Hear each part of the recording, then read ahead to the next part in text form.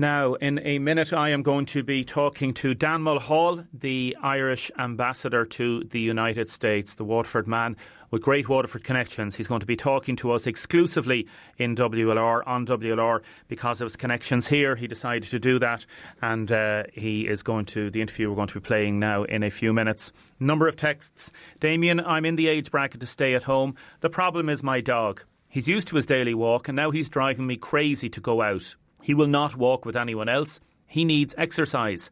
Is this cruelty to animals? Another person.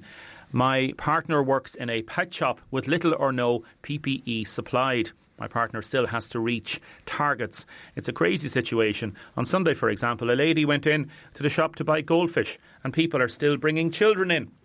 Well, I think every store that is open has an obligation now under the new government guidelines to maintain specific social distancing. Could you please tell people if they're out walking, they should walk facing the oncoming traffic? If they are walking in country areas in particularly, a lot of people don't realise this. Another person saying, what about making footpaths one way? In other words, we'd say if we have the Dunmore Road, you walk down one footpath and then back the other way. I don't know if people are going to agree to that, but it's a good suggestion. Well done to everybody in WLR for keeping us entertained and informed. That is in from Sandra. Another person's... a lot of people texting in from Bausch and Lomb, a lot of employees talking about the different aspects there. And people are saying that there's good things there. Others are saying that there's great work being done. Others saying that could be a lot more being done. And I suppose one of the most important texts that did come in said that if you have been in touch with somebody there in terms of if you have any concerns, you should talk to your shop steward, talk to a management person and try and work out something, because that seems to be the only way that we're going to be able to get through something like this. Now, let's see, Dan Mulhall. Ambassador, hello. Hello to you. How are you keeping? Well, how's anyone keeping in the world these days? I've been working from home, like most people, for the last couple of weeks, keeping in touch with colleagues on the phone and by email and video conference, talking to colleagues in Dublin, talking to the colleagues around the United States. We have 7 consulates, after all. I have to maintain contact with them as well. All of our team is well. They're all coping, I think, as well as can be expected with these strange circumstances, and we're doing our best to support Irish people who need help from us at this difficult time. Our main priority at the moment is to encourage Irish people who are visiting the United States to return home, because the worry is that at some point there may not be flights, and people's travel insurance may not be robust enough to cover them here during this pandemic, and that their visas may also expire, and it may put them into difficulty with the American Immigration Services. So for all those reasons, we've been advising people to go home. And I think Irish people here have been heeding our advice, and we believe that quite a number have already gone home. And there are still flights available from the United States, so people still have the opportunity to go home, and we'll continue to urge them to do so. Yes. I've had reason through my journalistic work to be in touch with consulate services in different times over the last 20 years. When people hear about the Irish Embassy, consulates are helping people. Can you give me an example, please, Ambassador, in terms of practical ways that you have been helping people? Well, for example, people on cruise ships that are docking in the United States, we've been liaising with the American authorities to ensure that those people are allowed to transit the United States and fly home. That's a big concern for our embassy and consulates at the moment. But at this stage, people are not. I mean, obviously in Peru, the Department of Foreign Affairs arranged a flight back from Peru because there were no commercial flights available. Yes. So that was a very good example of yes. and that, believe me, it is not an easy thing to do in these extraordinary circumstances. Organising an emergency flight is not something that can be done, with the drop of a hat. It requires an enormous amount of effort. My colleague in China, for example, obviously would have been liaising with the Chinese authorities about getting that emergency equipment or that PV equipment that's been flown from America the past 2 years, from China the past 2 days. So all over the world, the challenges are different. They're particularly challenging in places where commercial flight options have dried up. Now, that is not the case in the United States. There are still flights available from here, and that's why our job over the last few weeks has really been to encourage people to take those options while they're still available and not to find themselves stranded here at some time in the future. It's so important because the consulate and the ambassadors and all your staff, you have, I suppose, standing and authority and power in inverted commas that others may not have. So when you make phone calls to people, you're able to move things on and get things done. You're representing the Irish government, the Irish state abroad, and that's so important, isn't it? Well, that's right. I mean, I have a regular call with the American State Department, and on that call, I'm able to talk to all the experts, all the responsible people in the different agencies of the American administration to raise issues that Irish people may have during this extraordinary time. So I'm the kind of connection, if you like, between our government and the American system. And at a time of difficulty like this, it may be difficult for individual citizens to get the information that they require, but we can usually use our influence to get it on their behalf. So we, I feel like, are the conduit between the interests of Irish citizens here in the United States and the American administration, which has an obligation to listen to us and to heed and to answer the queries that we may put to them. Yes, and I presume, Ambassador, you're getting full support from people that you are making those calls to, and from the Irish state, from the Irish government, that all facilities are at your disposal. Indeed, I have a very regular contact with colleagues in Dublin, discussing all the issues that we need to discuss with them. So the whole system has really, in fact, my own view is that emergencies like this bring out the best in people, because they're stressed. Of course, nobody wants to be in a situation like the one we're in at the moment. But I think people do have also a sense of responsibility. Now, I remember myself when I dealt with tsunami back in 15 years ago now, in Phuket and Thailand. Yes. It was a time when I realized that when it comes down to it, the number one job that diplomats have is to look after our citizens. I mean, in normal times, of course, we do other things also. But when the chips are down, when there's an emergency like this, there's just one job for diplomats, and that is looking after Irish citizens. How are things in the States? We see the reports on the television. We see about New York and Washington and Louisiana. How are things there now? What's your assessment? Well, I mean, like everywhere else, the situation is moving on here, and the suggestion now is that it'll peak in a couple of weeks' time. But I mean, nobody knows. I'm not an expert, and I don't really, profess to have any, expertise about the likely course of an epidemic anywhere in the world. I mean, obviously, America is a very powerful country, and it can deploy huge resources, and it's having to do that, of course, as we are all over the world, as we are in Ireland. I'm very impressed with what I've seen, and I'm on social media every day and tracking what's going on at home, and I retweet as many relevant tweets on the coronavirus as I can during the day. Tweets by the Taoiseach Taoiseach, by the Minister for Health, and I admire the way the whole system in Ireland, the Chief Medical Officer, the HSC, that everyone has really come up to the plate and are doing their very best to deal with what is an absolutely unprecedented situation. And I'm also using my social media account to encourage people to stay at home, to pull together by staying apart. I'm trying to echo the very sensible messages that are being given to people in Ireland by government. And as far as I can see from afar, though, of course, I'm hunkering down here in Washington. It seems to be advice seems to be being abided by at home, and I keep in touch, of course, with Waterford. We have a WhatsApp group with my family, most of whom live in Waterford, and every day I see messages from home from my family in Waterford, and I'm encouraged by the spirit. Seems to be very strong. People are managing this extreme set of circumstances, it seems to me, as well as could be expected.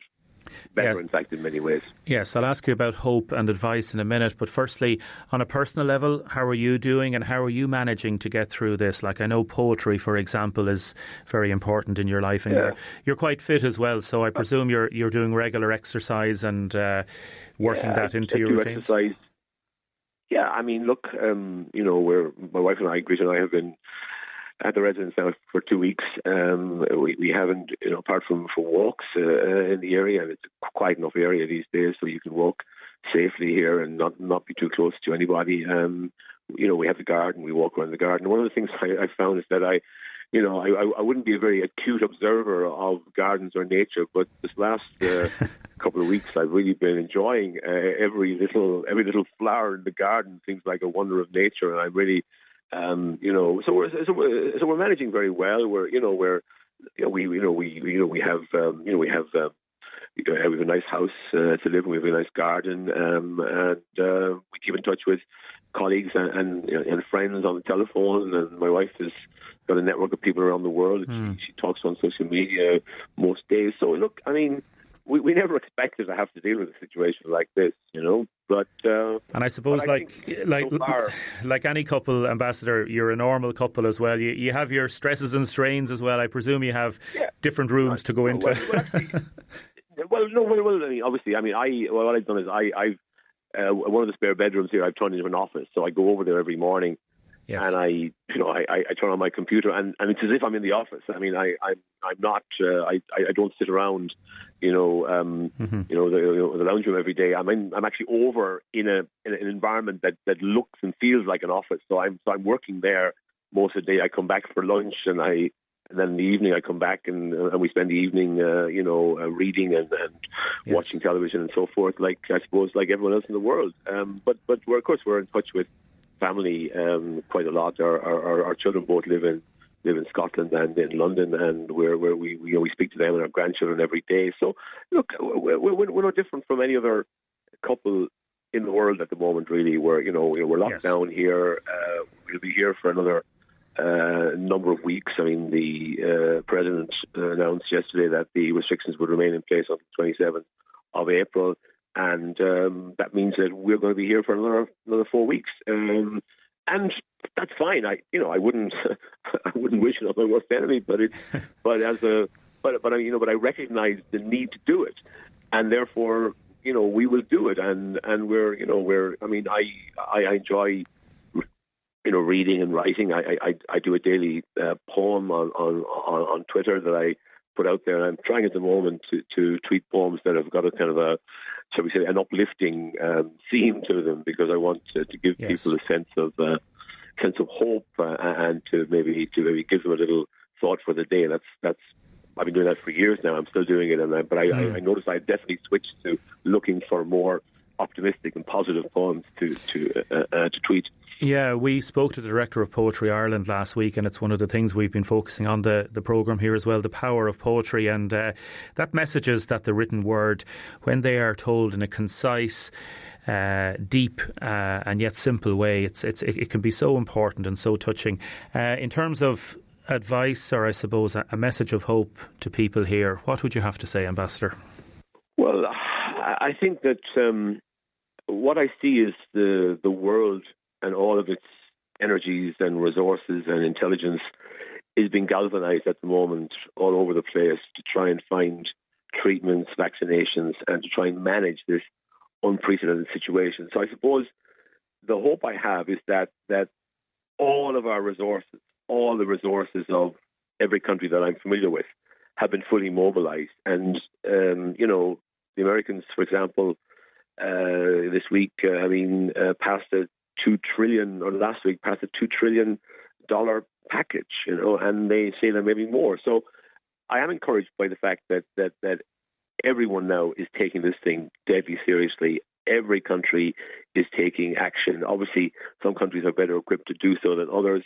I'm impressed by the action we're taking at home, and I have to be hopeful.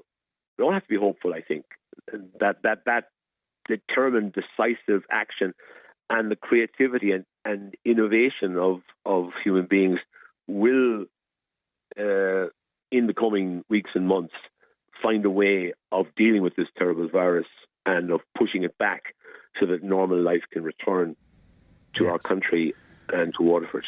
And a special message to the people of Waterford, as you say. Well, I mean, look, I was in Waterford I was there in January. Yes. In a normal run of things, I would have been back probably in the next couple of months. I yearn for the day when I can return to Waterford, when I can return to Ireland. I keep tweeting photographs of various parts of Ireland and I do that because I want to remind myself of what a wonderful country we have, and I want to look forward, yearn for the day when we can go back to normal life. And by the way, I think that normal life, which in normal circumstances might seem a bit humdrum, will seem like a beautiful thing once this thing is over. And I think we may appreciate the charms and the beauty of everyday life after this virus than we did before it. Very well put. Thank you for talking to us exclusively to WLR Ambassador Dan Mulhall. Finally, would you have any few lines that you'd like to recite there before we go? Well, actually, I've sort of joined in with a Northern Irish journalist, Eamon Malley, whom you may know. I know Eamon personally. Eamon does a daily poetry reading, and on Saturday I read a very short poem. It's on my Twitter account. You can find it there. It's on my Facebook account. My Twitter account is @Dan Mulhall, and I'm planning to do a daily reading. And on Saturday, I tweeted I tweeted a reading of a short poem by my old friend from school and college, Seanad, who died young. Yes. At the age of 39, about 20 years ago or more. Do you have it? This is what's called. Yeah. This is called Matching the Note, and this is how it goes. So it's Matching the Note by Seanad, Waterford poet. A piano tinkles as a cradle rocks. A lullaby tapped in tuned Morse. When a blackbird stops at a window, adding to the song its own sound. It pecks at berries, and then, as if to match the ivory note, resumes its music on the sill in a world where wishes seem granted. And I love that. I thought that last line was a lovely line of hope. Wouldn't we all yearn for a world where wishes seem granted? I think all of us wish to see this period in our lives come to an end as soon as possible and with as few deaths as humanly possible in these terrible circumstances. Ambassador Dan Mulhall, beautifully put, beautiful words. Thank you so much to you, your wife Greta, and to all your family at home and abroad. Mind yourselves and all your staff. Yeah, my warmest regards and love to all my family and friends in Waterford. Stay safe, stay home and flatten this curve. Now, in a minute, I am going to be talking about Azzurri and the great stuff that they are producing there. Firstly, a few texts in. Is it not better for that lady to take the dog for a walk and keep her sanity? God will keep her safe. I know there are some groups that are organising dog walking, so that is another way of doing it. I think all the frontline staff, when the virus is over, should be giving an extra 2-week holidays. They're doing a fantastic job. Well done to WLR for all the updates. A civic reception should be done for all the frontline staff to show our appreciation. Regarding the men's sheds, people are sending in suggestions about the men's and women's sheds and the great work that they do, and we should do a regular feature on this. Another texter, there should be a one-way flow around supermarkets. Another texter about Bausch and Lomb. Quite a few people texting in about Bausch and Lomb. Tracy sent us in a lovely picture on WhatsApp about what herself and the children have done, the family have done to support the HSE. They did a kind of a lighting arrangement in the garden. Well done to all the frontline staff. John, good morning. How's it going? Hi, Damon. Good, thank you, and you? Good, thank you. Thank you very much for joining us. John Mulhall of Azzurri. A lot of people would know you obviously very well in terms of the kit manufacturers and all the different great materials that you produce over the years. You've been in business since the early 1980s, and you've now turned your hand to making face masks. Is that right? Yeah, that's correct. Yeah. We have two sectors in the business. One is the industrial and the other sports. The industrial sector was transferred to Poland to producing fire suits for us in the early 90s, and that's when 2000, and that's when we started producing sportswear. But we've continued making fire suits in Poland, and when this crisis hit, we wondered how we could maybe reapply some of when we heard of face masks issue, we said, how could we reapply some of the high technical specification materials that we use, and were they of any value? Was there any need for them? And so we basically just started making these face masks and offered them out there and see was there any need for them, and there has been a need, and so we're just satisfying some pockets of demand where, particularly just where there's basically no face masks or a big shortage of them. Yeah, we had the nursing home sector on earlier talking about the amount of face masks and gloves that are used, like even on one person that's in isolation. You effectively have to change your face mask every time you go to talk to them or to visit them. So there are phenomenal demands for this. John, fair play to you and all your staff there for doing this. Did it take much to turn around the systems to produce the face masks? Well, it's not the material that we use here, and the cutting would be quite complex. So we didn't know how many volumes we'd be able to produce, how quickly we'd be able to get some fabric in and turn it around. At the time when we decided to do it, we'd already let all the staff laid off, obviously, because the sportswear business is non-existent at this moment. So we then asked the staff would they come back in slowly as this has started to develop, and they've all volunteered to come back in, and most of them are back in here at the moment.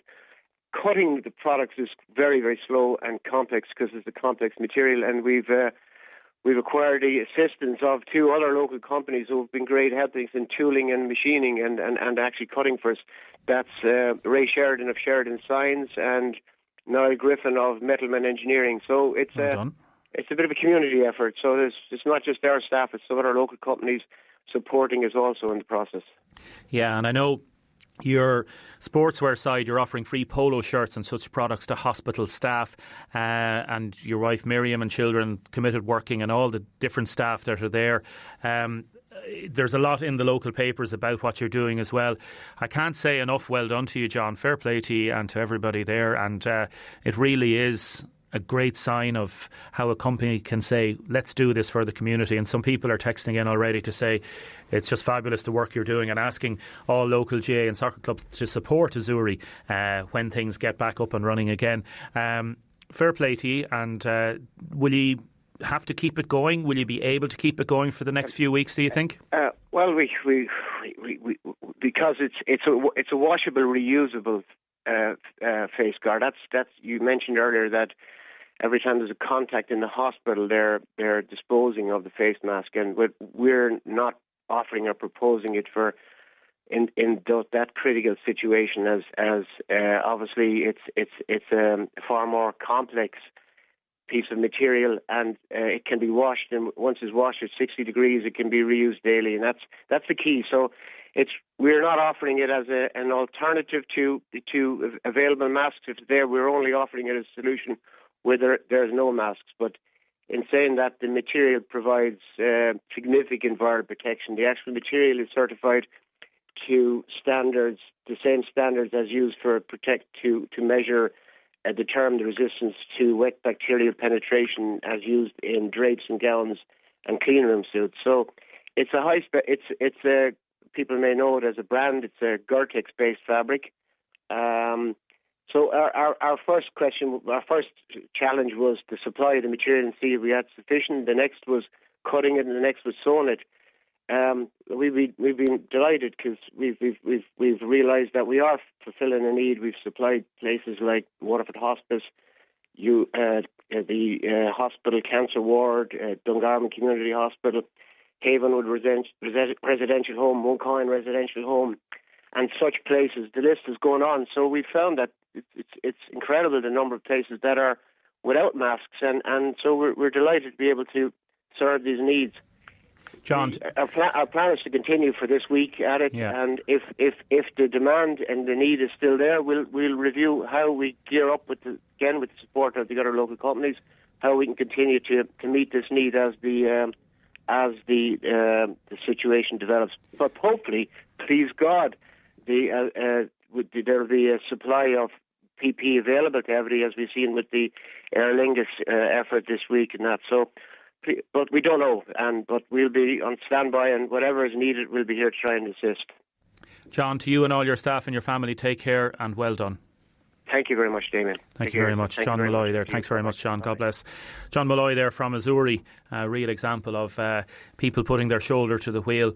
Another group of people putting their shoulder to the wheel are those working within the council. We've a lovely text in there from somebody. Special thanks to Waterford Council, staff in the water section, working to maintain water supplies in all areas. We'd no water Saturday evening in Fuse and parts of Kilmac. Within 15 to 20 minutes, the caretaker was there and got it up and running. Well done. And also a special mention to the milkman in Faith Leg this morning. Other people saying lovely words from the ambassador, says Anna in Cappoquin, and congratulations to all, John in Azzurri. Stay with us. We've got the wonderful update about Siobhan making it back from Dubai.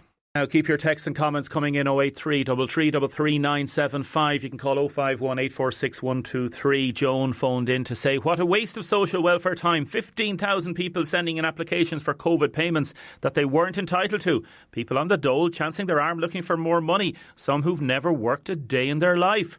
The payments that, for people that are entitled to it, are arriving today into your bank accounts. Another woman who's a daughter living in the United States. She's a health condition, but her boss says if she takes time off work, she will not be paid. She's offered a letter from the consultant, but to no avail. And she's looking to talk to Citizens Information Advice Bureaus in the United States. Now, we heard last week Siobhan Purcell from Bigwood on the Waterford-Kilkenny border stuck in Dubai. A lot of people wondering what has happened. Siobhan, good morning. Hi, Damien. How's it going? I'm good, thank you. I'm good. You're talking to us on the Waterford-Kilkenny border, are you, at Bigwood? Yes, at the moment, live from Bigwood. Live from Bigwood. Tell me, we spoke to you last week. A lot of people were asking about you and what had happened. You talked to us from Dubai. You had made it there from Australia via the Philippines and you were stuck in Dubai. What happened then? Yeah, so luckily enough, they gave us rooms by the third day of being in the airport, and everyone was given a room each in order for the whole self-isolation thing and keeping our distance. So we were very grateful for that they gave us a room, and we had a good night's sleep that night. And then the following night, we were all going to bed. It was about 12 o'clock, and we all got calls to our room for 1 a.m. So they told us to be at the reception in 4 hours, that our flight was going to be taken off. Now, I had no word from my embassy to tell me this, or I heard nothing from the embassy during this time that there was going to be a flight arranged for us. The only information the embassy told me that I had to pay for another flight in order for me to get home. That they didn't pay for, I think what they call it is repatriation flights. Would that be right? Repatriation flights are, my understanding was the embassy was working hard behind the scenes to try and sort out different matters. But it was the airline that got in touch with you, and you had 4 hours. You must have been very excited then, thinking you were going to be getting on a flight, did you? We couldn't even sleep with the excitement. But then again, there was the doubt again of us getting stuck somewhere else. Like, we didn't know if we were going to get stuck in Zagreb, where they were flying us. They were flying us from Dubai to Zagreb with Fly Dubai, and then Zagreb to London. So luckily, our flight went the whole way to London, but others unfortunately got stuck in Zagreb. Oh. Yeah, so luckily I got home last night with the skin of my teeth. I had a few issues in Stansted with the Ryanair airline, just the fact that I didn't check in online, and they were wondering why I didn't check in online, because they were charging £55 for me to check in at the day, and I didn't understand why I had to pay a fee of $55. But luckily some kind soul was behind me, and he was like, look, I had every currency with me, dollars, dirhams, I had euros but no pounds, and some soul behind me just paid for my £55 on his card, and I gave him euros. So a massive thank you if he's listening. And then I met another lovely fella leaving Dublin Airport heading to Waterford, because there was no buses or anything. So I was kind of stuck for a lift, and I asked him, was he going to Waterford, and he said he was. So he told me to jump in the car, and he's from Portlaw. So I want to say a massive thank you to him and his mum, Sonia, for getting me to my front door.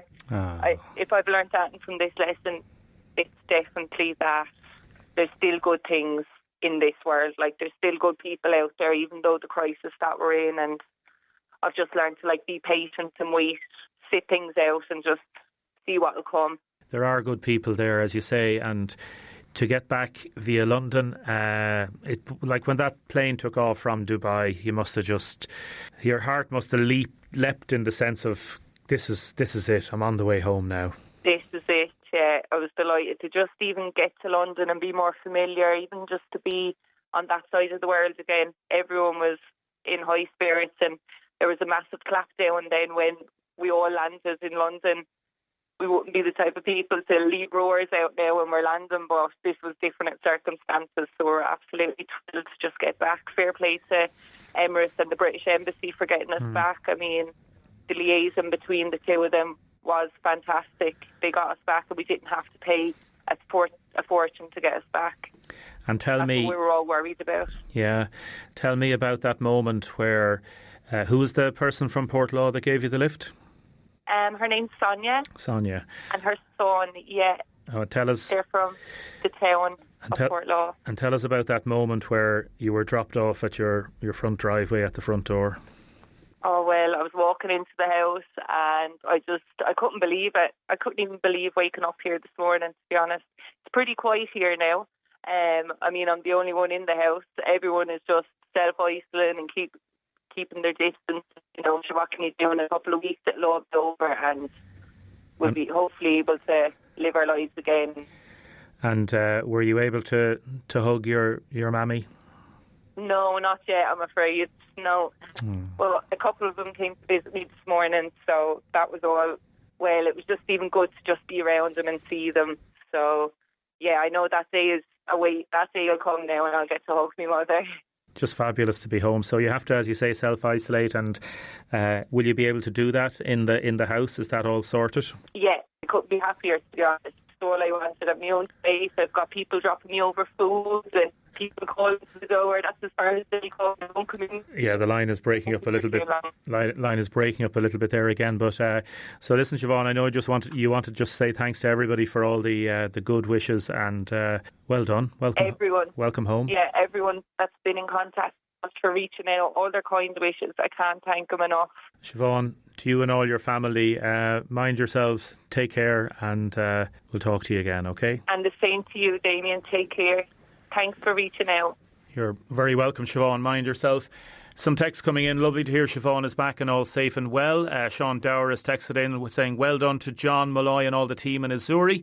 Another texter, could you please say a huge thank you to all the carers, home helps and truckers who are doing a great job. That is from John in Lismore.